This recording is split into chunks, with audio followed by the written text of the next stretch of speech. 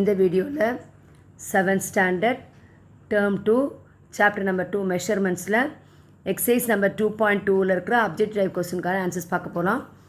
இப்போ 10th sum வந்து the formula use to find the area of a circle is dash square units கேட்டிருக்காங்க.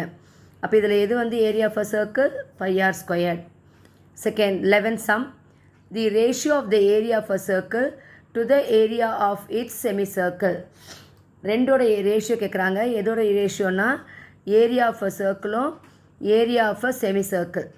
Area of a circle என்னது πr square is 2.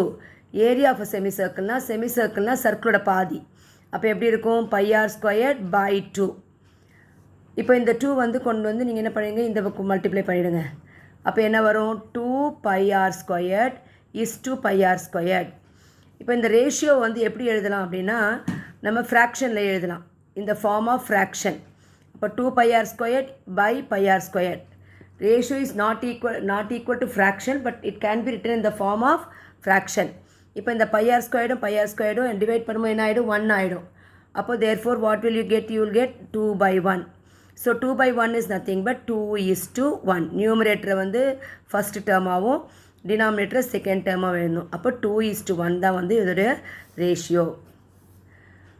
12th sum area of a circle of radius n units. Area of a circle கேட்குறாங்க.